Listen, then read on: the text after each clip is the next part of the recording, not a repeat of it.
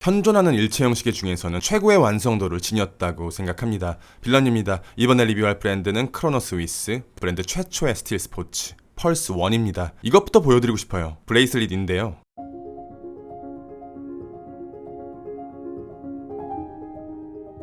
스틸로, 아니 티타늄이죠. 광물로 마치 사람의 척추 같은 느낌을 구현해냈습니다. 기계적인 공학적인 완성도는 정말 극한에 도달한 수준의 시계라고 생각합니다. 전 세계에 존재하는 수많은 시계 브랜드들을 두 가지 기준, 프라이스와 디자인으로 나눠보면 낮은 가격과 높은 가격, 보수와 전통, 진보와 혁신, 이렇게 4개의 분면으로 나눠지게 됩니다. 과거의 크로노 스위스는 분명 클래식 드레스워치를 추구하는 3, 4분면의 메스티지 시계 브랜드였는데 지금은 완전히 1, 4분면의 시계 브랜드가 되어버렸습니다. 페이스리프트나 풀체인지, 리뉴얼 이런 수준이 아니라 브랜드의 뿌리를 뽑았다가 처음부터 다시 시작한 것에 더 가깝다고 생각합니다. 사실상 브랜드의 이름 빼고는 완전히 다른 브랜드가 아닐까?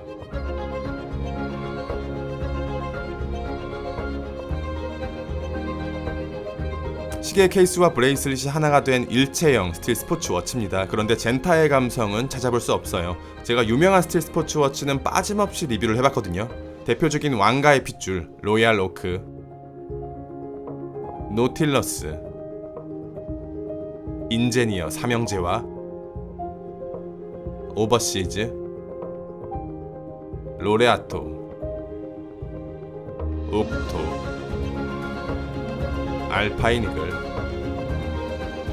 차팩, PRX에 이르기까지 이 수많은 스틸 스포츠워치 중에서 브랜드의 역사와 헤리티지를 가리고 가격마저 지운 채로 시계의 공학적인 완성도만을 본다면 가장 잘 만들었다고 생각되는 스틸 스포츠워치가 무엇이라고 생각하십니까? 저는 루이비통 탕브르입니다. 이 시계에 대해서는 루이비통이라는 브랜딩, 무브먼트, 가격 등 애호가분들의 설왕설래가 이루어졌던 것 같은데 펄스1은 그것과 비슷하거나 혹은 더 상위 레벨의 만듦새를 가지고 있는 시계라고 생각합니다. 41mm 사이즈입니다. 사이즈는 작은 편이라고 생각해요. 러그의 형태가 일부나마 디자인과 착용감에 영향을 미치는 클래식 젠타와는 다르게 러그가 존재하지 않는 완벽한 일체형이라 다이얼의 사이즈가 곧 체감되는 사이즈입니다. 착용감은 되게 좋은 편이고요. 두께는 12.5mm로 브랜드의 포지션을 고려한다면 두꺼운 편이라고 생각하거든요. 그런데 미드 케이스를, 이게 케이스백이고 이게 베젤인데 마치 샌드위치처럼 양옆에서 누르고 있는 독특한 디자인 덕분에 두께감이 부담스럽게 느껴지지는 않습니다. 그리고 되게 사소하지만 미드 케이스를 세로로 쪼개고 있는 이 얇은 사선이 두께감에 어떤 균열을 만들어내는 듯해요. 디자인에 대해서 무지한 저는 이것을 어떻게 표현해야 할지 모르겠습니다. 무게는 풀링크 기준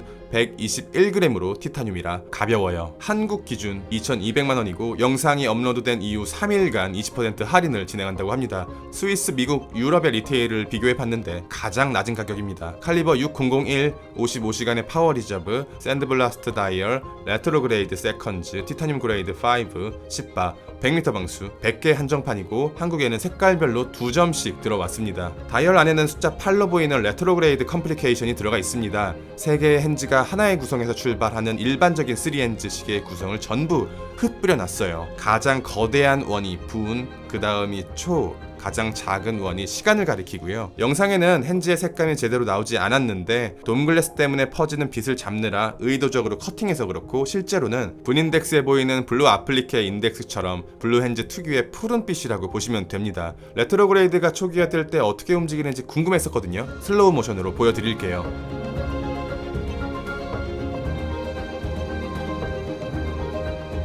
다이얼의 컬러는 공식적으로 샌드입니다. 다이얼의 컬러만큼은 보수적으로 잡은 듯하고 하이엔드에서 볼 수 있는 살몬 색상의 샌드블라스트 작업을 해놨다고 표기해놨지만 역시 하이엔드 브랜드에서 종종 사용하는 에그쉘 질감에 더 가깝다고 생각합니다. 또 빛이 글래스 안쪽으로 타고 들어와서 노크를 하면 생각보다 격하게 마중을 나와주거든요.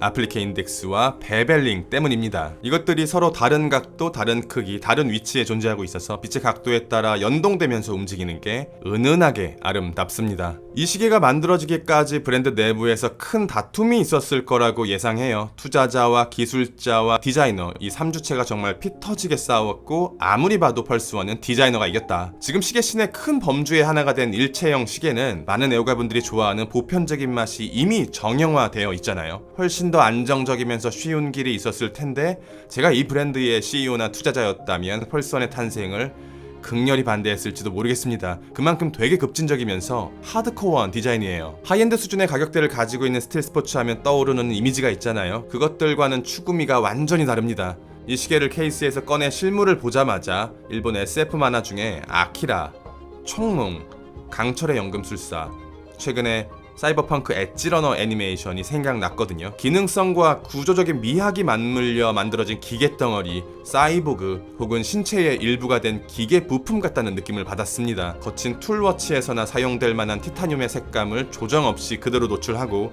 거친 질감을 더 도드라지게 만드는 브러쉬드 마감을 주력으로 채워 넣었습니다. 매끈한 폴리싱 마감은 브레이슬릿의 아주 일부분과 크라운의 중심 그리고 다이얼의 베벨에만 아주 소량으로 적용되었어요. 시계의 시간축이 아예 반대인 것 같아요. 전통적인 시계 브랜드들이 현재 시점에서 인류의 유산을 리스펙트하면서 과거를 추억하며 만들었다면 이건 거꾸로 더 미래 시점에서 현재를 바라보며 만들어진 게 아닐까. 브레이슬릿의 공학적인 완성도는 되게 높습니다. 링크를 하나 분리해 보여드릴게요. 사실 이렇게 링크 하나하나를 복잡하게 만들지 않아도 요즘 기술력이면 충분히 괜찮은 브레이슬릿을 만들 수 있는 걸로 알고 있습니다. 그런데 구형 산토스 갈베 이전 모델인 까레의 브레이슬릿을 보면 이런 식으로 링크 하나하나에 손이 많이 가는 독특한 작업이 들어가 있는데 이런 것들을 보면 현대 브랜드에서는 보기 어려운 일종의 낭만 같은 느낌으로 다가옵니다. 그런데 이런 브레이슬릿보다 버클의 완성도가 한 차원 더 높아요. 보통 버터플라이 버클을 가진 시계의 경우 일체형 시계의 디자인을 유지하기 위해서 착용감과 완성도를 포기하게 됩니다. 그런데 이것들을 완벽하게 잡았어요. 완벽합니다. 서로 맞닿는 링크의 결합은 마치 하나인 것처럼 조금의 흔들림도 없고요.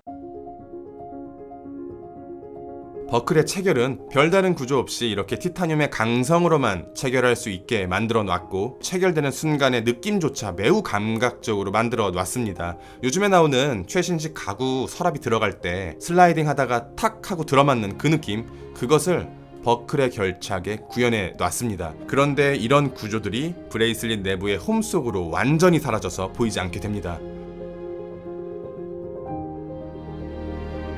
무브먼트는 상당히 공격적인 것을 선택했습니다. 라주펠의 무브먼트에 크로노스 위스가 독자적으로 개발한 레귤레이터 디스플레이 모듈을 추가했고요. 보통 고가의 시계 브랜드들이 만들어내는 인하우스 무브먼트를 보면 그 브랜드의 독창성과 정체성이 강조되어 있고 무브먼트만큼은 화려한 수공 마감 디테일로 가득 채워져 있어서 하나의 예술품 같은 느낌이라면 이 무브먼트는 산업적이면서 깔끔하고 깨끗한 피니싱 위주고 공학적인 완성도와 실용성을 중요하게 생각한 것 같아요.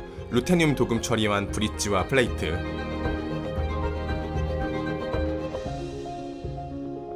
텅스텐 로터, 방사형 제네바 스트라이프 장식, 브랜드의 역사, 시계의 헤리티지, 완벽한 밸런스, 희소성, 에우가의 인정, 높은 빌드 퀄리티, 기술적 완성도, 디테일. 성공적인 스틸 스포츠의 조건 중에서 어떤 것에는 강하고 어떤 것은 약합니다. 에우가 분들이 보시기에 펄스1은 어떤 평가를 받을 거라고 생각하십니까? 리뷰는 여기까지. 빌런이었습니다. 감사합니다.